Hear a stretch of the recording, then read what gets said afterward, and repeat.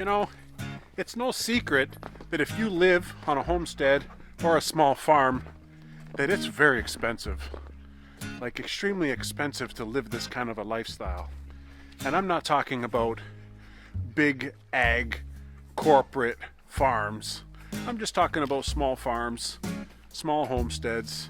We're 90 acres here on the farm, but we're just like a tiny little homestead slash farm.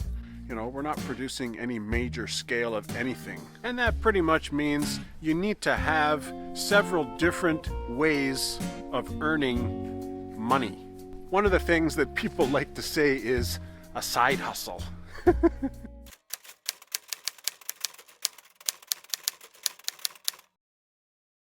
One of the major sources of income for us on this farm is the farm stay short-term vacation rental. Now we earn a good amount of money renting out the house. It's a 107-year-old 4-bedroom farmhouse, and honestly we make a decent amount of money on it, but it's not enough to sustain our life, you know, like we still have to work. This is like extra.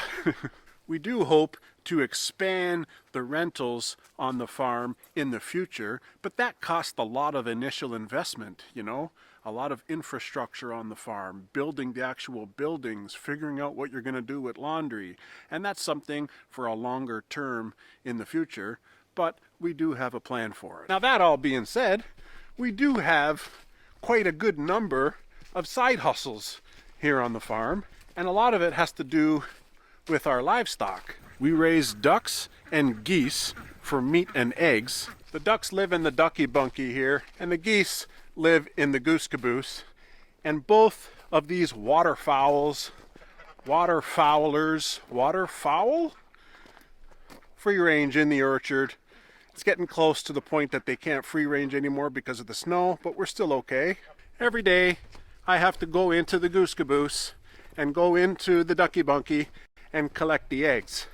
And mind you, there's not a lot of eggs right now because it's getting close to very cold weather, and really the daylight is a lot less than what it is in the summer, so they really start producing less, you know. But we sell fertile eggs as the most expensive. We do sell some fresh duck eggs, but really we make most of our money on duck eggs from selling fertile hatching eggs. And we sell those duck hatching eggs for $15 a dozen. I was selling the huge goose eggs for $15 per egg, and that's pretty good, but geese don't really lay a lot of eggs. You can't really count on that as a major source. In addition to that, we're raising 3 different purebreds of chickens in the Chateau du Poulet. We keep Rhode Island Reds, we keep light Sussex, and we keep black Leghorns. Now, one of the reasons why I built this wicked awesome octagonal coop, you know, it's supposed to have 7 coops. It only has 6 because I haven't finished this one yet, but the real reason is because I want to keep them purebreds. So if you just have a whole bunch of chickens and they're just out, they mate with each other, you collect the eggs. If you want to sell fertile eggs, they're just going to be a barnyard mix. So they're a little bit less value than purebreds. And we also sell a lot of farm fresh chicken eggs because people love the farm fresh eggs. They're far better than the grocery store eggs. They're even willing to pay a little bit more for it. We sell the farm fresh chicken eggs for $5 a dozen, which is a pretty good deal. But we also sell fertile hatching eggs for chickens, and we do it by the breed, so we can sell them for a lot better price. And we're selling the fertile chicken eggs for $10 a dozen. And that's pretty good. Rabbits are relatively new for the farm. I built them this bunny barn, and they have this wicked awesome run. These are Californian rabbits, and we haven't really gotten into a full breeding schedule. But the plan with these rabbits is to breed some and try to sell the babies. You can sell them for $25 each, and I mean, rabbits just breed like crazy, but I would never breed as many that I wouldn't want to take on myself, because you never know if you're going to sell them all. I would just do it in a small scale, but that's coming up next year. How you doing, Rabbit? Who's in here? Oh my lord! How many of you are in there? That'll just be another source of money coming in for the farm. Hey, what are you doing up there?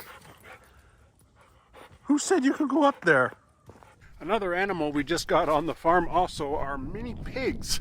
That's Bobby, and then Billy's down here. One's a boy, one's a girl, and you never know, we might end up with a bunch of piglets. And pet mini pigs in our area of Ontario, Canada, go for anywhere in between $150 to $250 each. The fact of the matter is I don't know anything about raising or breeding mini pigs. But I always want to learn new things. And if it can be a potential source of income for the farm, and Billy and Bobby are living a great life, and you guys get to enjoy these animals on the channel, then that's amazing. And now that all leads me to the gist of today's video, which is firewood. We got all this firewood. We have 15 acres of hardwood forest here at the farm, and that's the perfect type of wood that you need for firewood.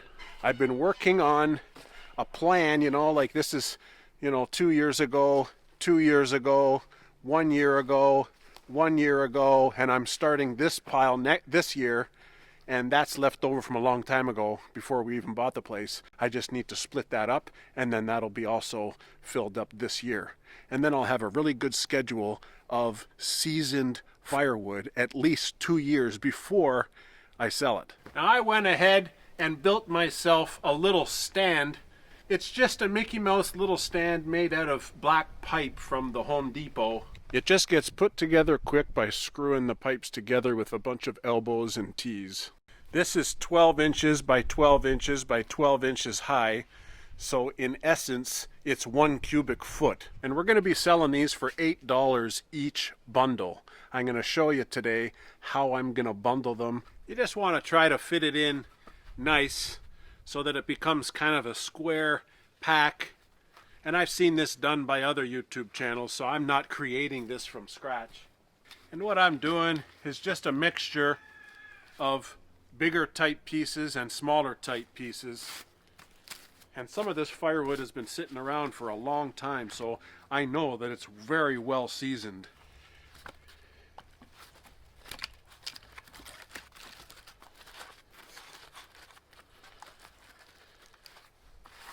I've made up these cool little labels that says it's basically 1 cubic foot of seasoned firewood. Got this saran wrap that fits right like so. I've been practicing a little bit on how to get it really tight, because you want it to be a nice tight package, eh? You don't want it to be loose.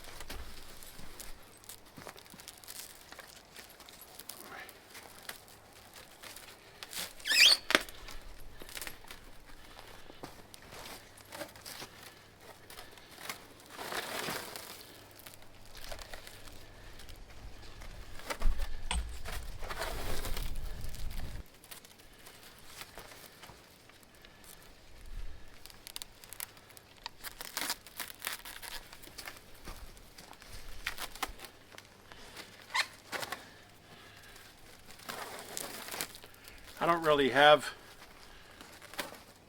the system down pat that I know exactly how many turns. I just keep going until I think it's going to be strong enough that it's not going to rip apart.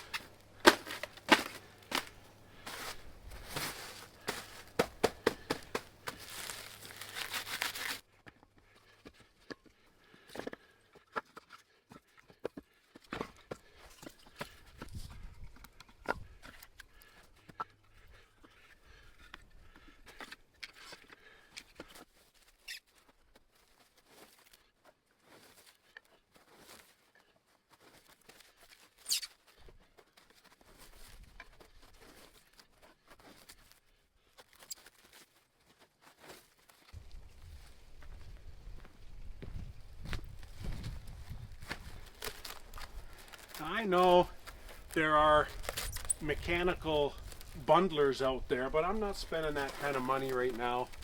I don't even know if it's gonna, make me money. This is just a trial.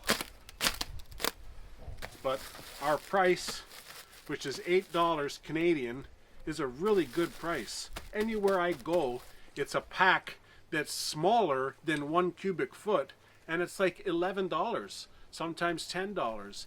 Even on other farms, you can find them for $8, and they're similar bundles, so I feel like our price is very fair. I actually really enjoy being outdoors and doing this type of work, chainsaws, log splitters, tractors, and I find it calming and relaxing. Very relaxing. I mean, this is not really costing me a lot of money to set it up.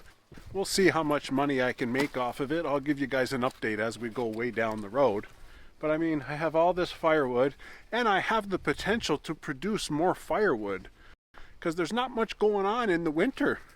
And if I'm able to keep producing more firewood, more than what we can use, that's awesome. I think anybody living this kind of a lifestyle needs some side hustles, that's for sure, because everything's just so expensive, the feed and maintaining the animals. But it's got to be something that you love. And for me, I love dealing with all the livestock here at the farm. I really enjoy it. And I also love being outdoors with nature, preparing firewood. I have all this wood still to do. I made myself a sawbuck here to make it easy to cut the firewood. I got a log splitter. It's all set up. I've invested all of this money to prepare firewood. I might as well start to earn a little bit of income from it. But I'll let you know in a future video how the sales are going, okay? But maybe this cheap little rack here will give somebody some ideas on how they can make some extra money with their own side hustle on their homestead. And if you're curious as to why I do all my firewood work in the winter time, you can click this video down below, and it's 6 reasons why I do my firewood in the winter. Thanks for watching, guys.